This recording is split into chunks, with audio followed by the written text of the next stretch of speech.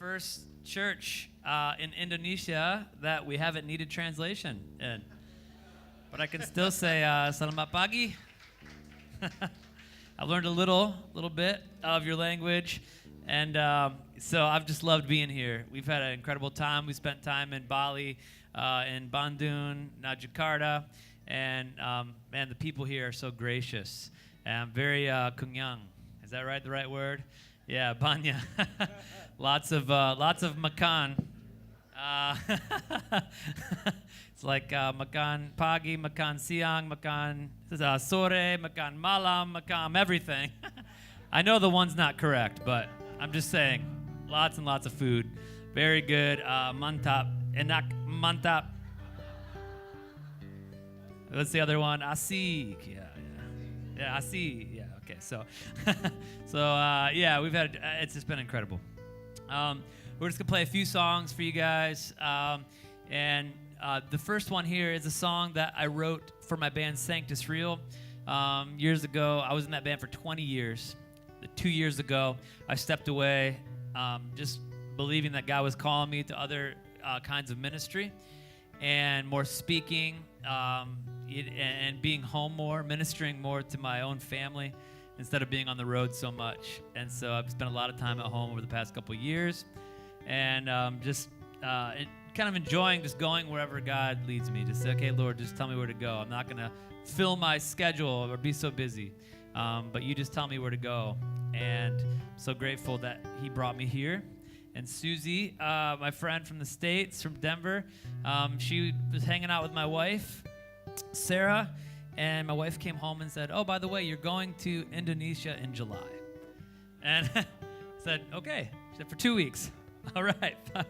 Okay, Lord, I'll go. So I'm just blessed that, I get the opportunity to do new things and be in new places with new friends, new believers, new family. And so Robert and Leah and your family, and we got to enjoy dinner with them last night. And wasn't the worship just mantap? Yeah. Band. Yeah, very good. All right, let's play a song. You have my guitar? Is it working? There we go. Okay, good. Maybe. For some reason, it was working earlier. It may be the cable. Hey, perhaps. Oh, there we go. Okay, good. Thank you. This is Forgiven. 1, 2, 3, 4.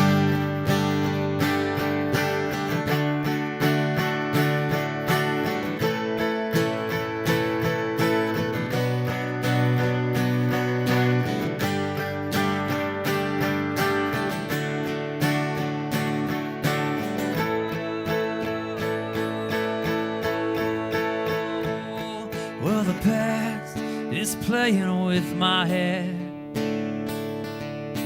Failure knocks me down again. I'm reminded of the wrong that I have said and done. Sorry.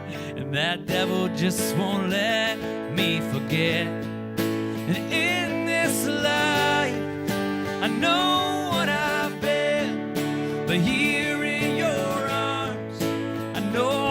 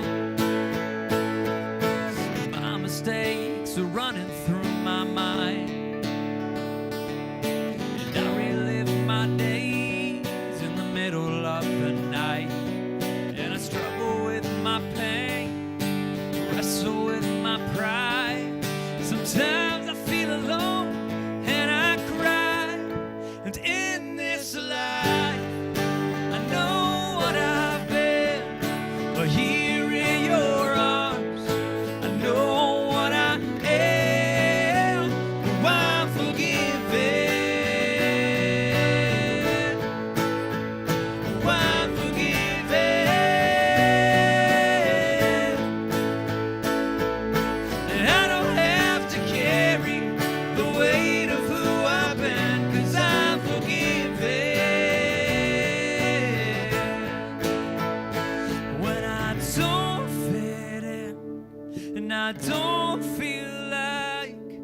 I belong anywhere. When I don't measure up too much in this life, oh, I'm a treasure in the arms of Christ. Yeah, 'cause I'm forgiven. Oh, I'm forgiven.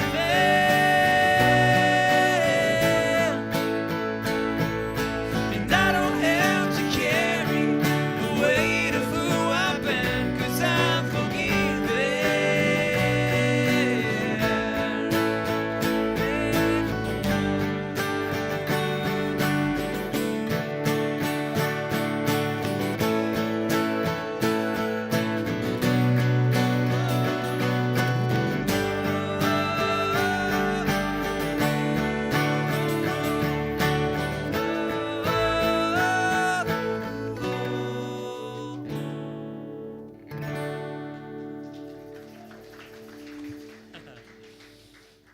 Thank you.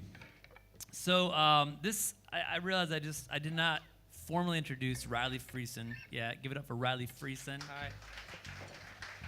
And Riley is a good friend of mine. We toured together years and years ago when he was in a band back in the States. And we actually, hey, no, I'm sorry. I think this is coming out again. Is there any way we could just get a different? Do we have a different cable by chance? Yeah, if I push it in all the way, it doesn't work. So maybe we do that. So this Riley actually he's off the road, but he's a music producer and a songwriter, just one of the best in the States. And we write a lot together with other artists. And we were scheduled for a songwriting session with a couple guys. And that morning, after we all showed up, Riley shared with us that he found out that his grandmother was very sick and would soon be passing away. And, he couldn't be with her that day, so he said, hey, I've got this, thank you so much. Appreciate it. It doesn't work if it's pushed in, see, so, but, it only works if it's, halfway out. It's okay. I'm so sorry. All this, thank you so much. What's your name? Steven, thank you so much. Look at this, man. You guys, so hospitable here. Yeah. Give it up for Steven. Steven! Yeah. Thank you, brother. So that day, Riley, as he shared the story about his grandmother and about her faith in her life, because she had a very hard life, a life with a lot of struggle, but she, through it all, always trusted Jesus, always believed that God was faithful. And over all of it, she always allowed the Lord, to just be the center of her life, the center of everything. And so that day we wrote a song called "He Always Wins." And thank you, perfect. And we'd love to sing it for you. And I'll just teach you the chorus. It goes like this: over any trial, over any sin, my God in heaven, He always wins. He is over life, He is over death. His love is eternal, it never ends. As long as I'm able, let the work of my hands bring glory to Jesus. On Him I stand. Struggles try to snare me, and sin plans defeat, but there is nothing stronger than the rock beneath. Over any trial, over any sin, my God in heaven, He always wins. He is over life, He is over death. His love is eternal, it never ends. Oh,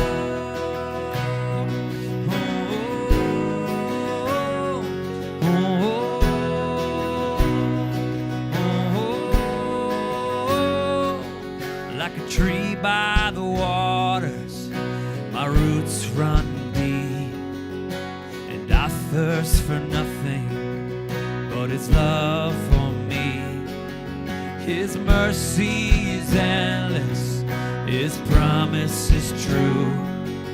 I will not be left wanting when it's Him I choose. Over any trial, over any sin, my God in heaven, He always wins.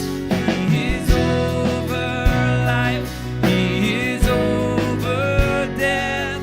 His love is eternal, it never ends.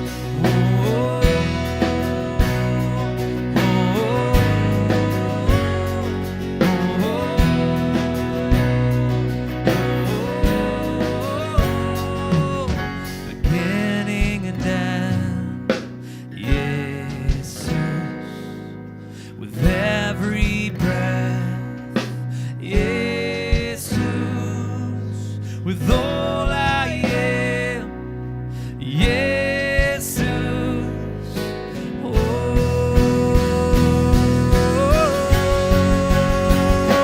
Over any trial, over any sin, my God in heaven, He always wins.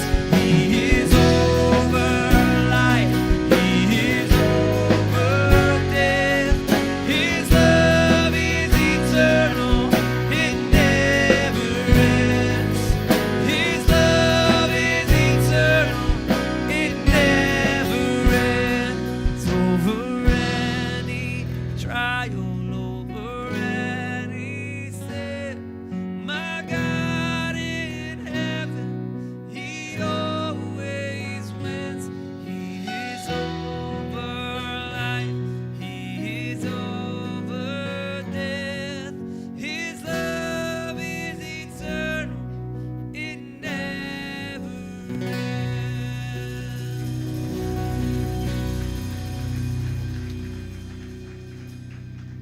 Thank you. Terima kasih.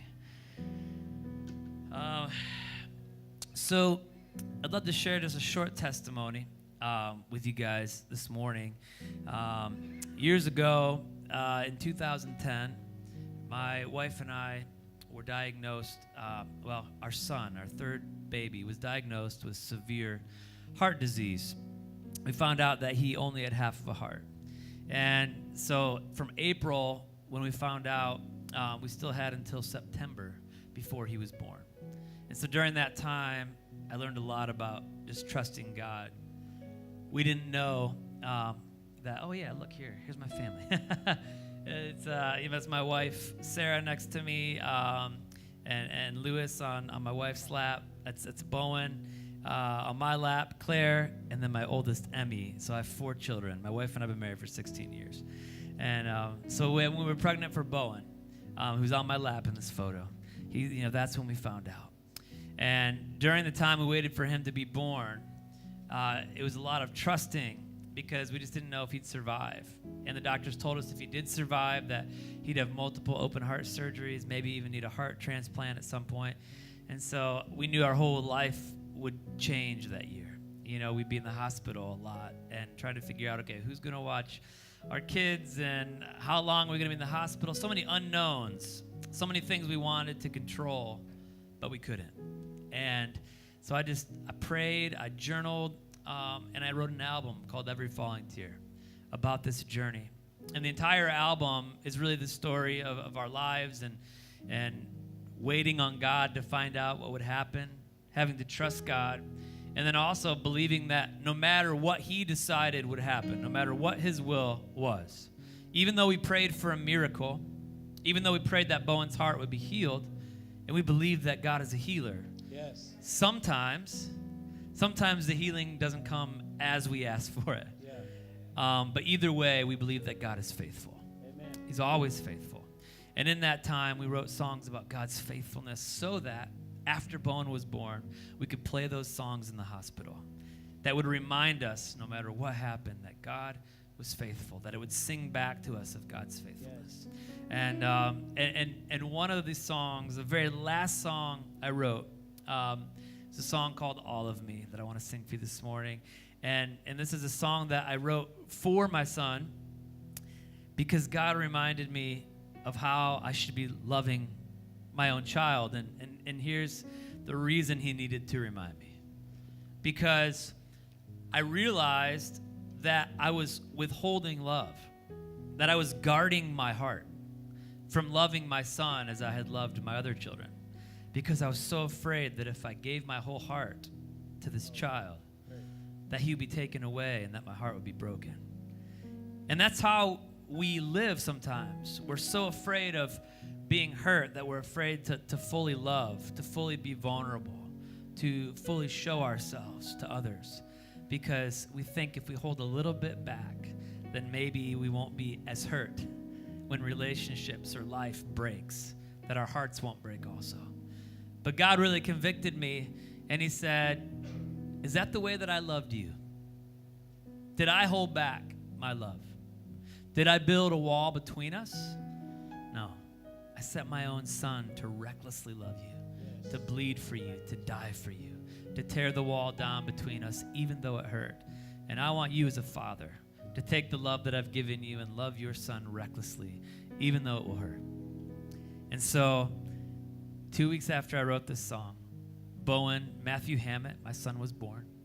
And 3 days later, he had his first open heart surgery. And I remember the fears, having to constantly give my fears to God. Lord, what's going to happen? I have no idea, but I trust you. And then after the surgery, the doctors came. They said, okay, things went pretty well, but you need to get some sleep because you have a long few weeks ahead of you. In the middle of the night that night, we received a call from the nurse, and they told us that Bowen's heart had stopped beating. We went to his room as fast as we could, and I just remember this group of doctors and nurses at his bedside. There was one nurse in particular who she actually was pumping his heart with her fingers to keep him alive. And I just wept at his bedside, and 45 minutes later, they pulled us away into another room, and I just had that feeling like this is what I feared. This is what I feared, that I would lose this child, that I'd give him my whole heart, and then he'd be taken from me. Why? Lord, why? But I remember in that room, sitting in the chair, rocking back and forth, and just saying, Jesus, you are my treasure. And I've surrendered everything to you, and death and sickness cannot steal what I've already laid down at the feet of Jesus. I trust you. But Father, by the power of the death and resurrection of your own Son, Jesus, please save mine. And only moments later, a nurse came into the room, told us that Bowen's heart was beating again. Wow. Yeah. They took us back into his room, and the doctors had him on life support, and the surgeon was stitching up his neck, and where they had put the life support on him, and he was wearing his mask, and he looked at me at the bottom of the bed, and he pulled down his mask, and he looked me in the eyes, and he said, "Hey, Dad, you still have a kid in there." And it was just such a great moment for me. And now 6 years later, after 2 open heart surgeries, and we're still walking through things daily with him, but we still have a kid in there. We still have our little boy, Bowen. And I don't love him any more than our other children, but he's our reminder every single day that God indeed wants us, even when it hurts, to love, to, as they would say in America, seize the day, to love today with all of your heart. He's our reminder that we may not have tomorrow. And so this song I'm going to sing for you is that song. It's a song about my love for my son, but it's a reflection of the Father's love. And maybe our love in this world, we can't heal, even though God can. But man, even in that brokenness, we just learn to trust God in the middle of it all. And know that he will heal in his own time. And that even if in this life we don't receive certain kinds of healing that we look for, we know that Jesus Christ is preparing for us a hope and a future in heaven. And that is our ultimate healing. That is our ultimate promise. This life is but a little vapor, the Bible says. It's just a mist. And it goes away, and the real life awaits for us on the other side. But while we're here, love with all your heart, even though it hurts. This is all of me.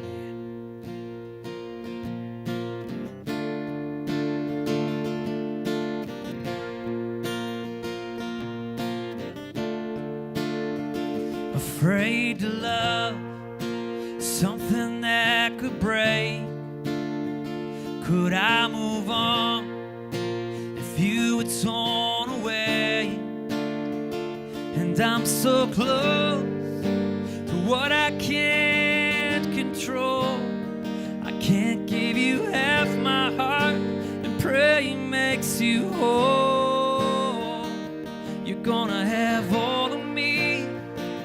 You're gonna have all of me, 'cause you're worth every falling tear. You're worth facing any fear. You're gonna know all my love, even if it's not enough to mend our broken hearts. But giving you all of me is where I'll start.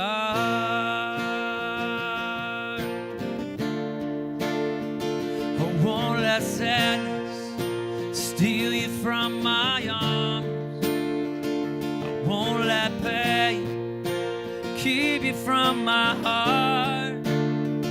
I'll trade the fear of all that I could lose for every moment I'll share with you. You're gonna have all of me.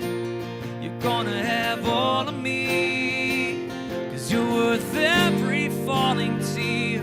You're worth facing any fear. You're gonna know all my love, even if it's not enough to mend our broken hearts. But giving you all of me is where I'll start.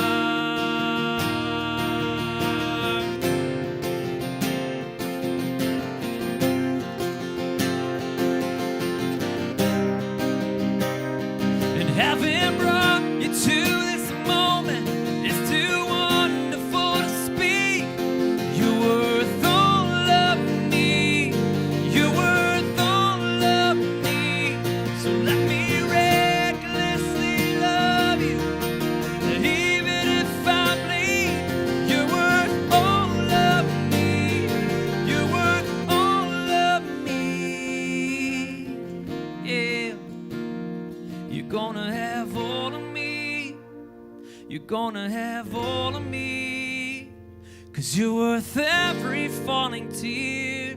You're worth facing any fear. You're gonna know all my love, even if it's not enough to mend our broken hearts. But giving you all of me is where I'll start.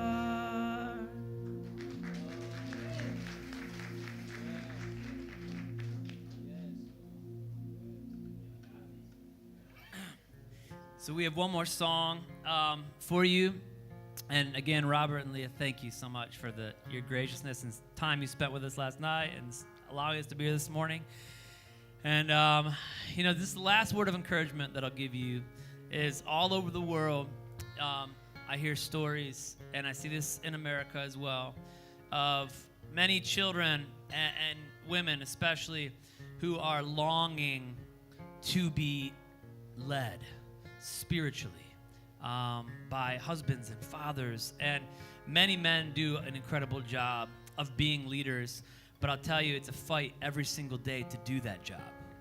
And there are many men sometimes who don't know how to do that job or question, how do I give my best to my family? How do I serve my wife and my children? How do I serve my community and be the kind of leader that God has called me to be when life is so busy, when life feels so much chaos? And so one of the ministries that God has given me is the ministry of leading and walking with men. Not in a way that we look at each other and say, hey, you're pointing fingers, but in a way that we walk together and journey together in a way that we're vulnerable with each other and say, this is very hard. It's very hard to be a great father and husband, but it is the most important job we have in this life next to following Jesus. That we walk with our families and our children. The Bible says that our children are like arrows, right? And you imagine an arrow that we shoot into the world, straight into the heart of other people, to leave a legacy, a godly legacy, to make an impact for Jesus Christ for many generations.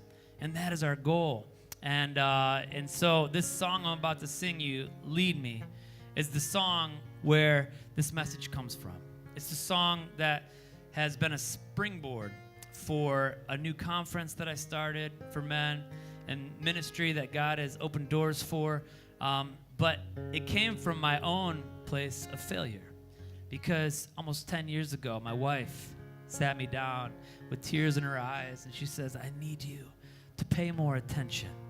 I need you to pay more attention to my heart, to my thoughts, to my emotions. And I was too busy to realize that I was not paying enough attention to the things that she really needed from me, more than just being her provider of finances. And so that day, her words went straight into my heart. And it's funny because I wrote this song that day, and I sing it all over the world. And people ask me, well, what did your wife say to you that changed your heart? Because women many times want the magic recipe. What did you say to him? What were the words? And her response is quite funny. She say, I don't know. I don't even remember, because I told him 1,000 times before, and I don't think he listened. Sometimes it takes many, many times for us to get it. So women, be patient with us. We're trying to open the ears of our hearts. We're trying. We want to hear, but, a man's curse. You see, you look all the way back to Adam and Eve, and you see the same issues. Even Adam was standing with. It says in the Bible that Adam was near Eve when she took a bite of the fruit. That apathy to not protect, to not know how to protect, maybe to be too lazy to protect sometimes and pay attention. The first man dealt with the very same thing.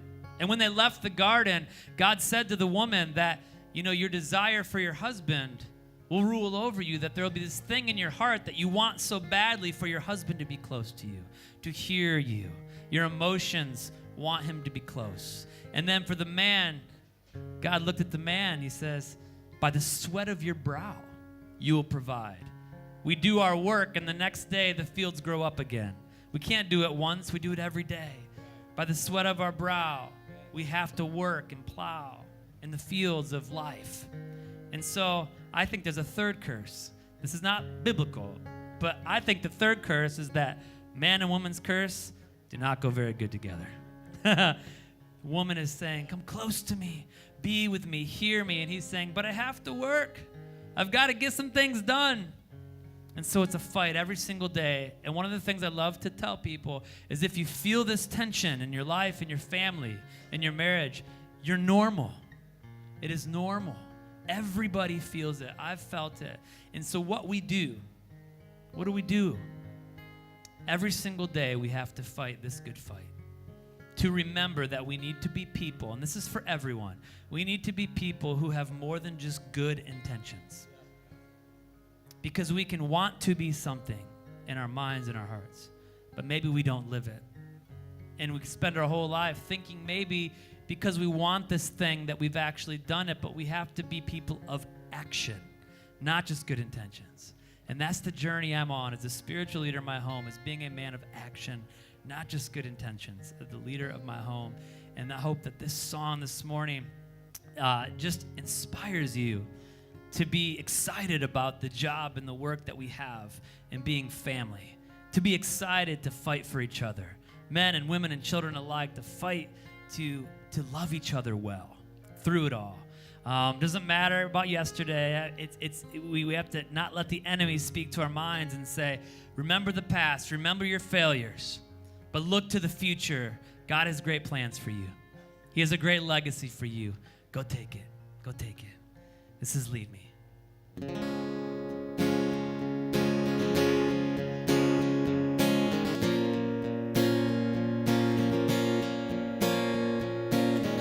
I look around and see my wonderful life, almost perfect from the outside. In picture frames, I see my beautiful wife, always smiling, but on the inside, I can hear her saying, lead me with strong hands, stand up when I can't, don't leave me, hungry for love, chasing dreams, but what about us, and show me you're willing to fight, that I'm still the love of your life.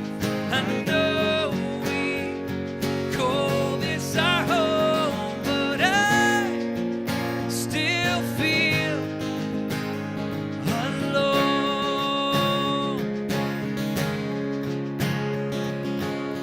I see their faces, look in their innocent eyes. They're just children from the outside. I'm working hard, I tell myself they'll be fine. They're independent, but on the inside, I can hear them saying, lead me with strong hands, stand up when I can't, don't leave me, hungry for love, chasing dreams, but what about us, show me you're willing to fight, that I'm still the love of your life. I know we call this our home, but I still feel alone. So Father, give me the strength to be everything I'm called to be. Oh Father, show me the way to lead them. Won't you lead me to lead them with strong hands, to stand up when they can't, don't wanna leave them, hungry for love, chasing things that I could give up. I show them I'm willing to fight and give them the best of my life, so we can call this our home. Oh, lead me, 'cause I can't do this alone. Father, lead me, 'cause I can't do this alone. Terima kasih. Thank you, Robert and Leah, for having us. Thank you.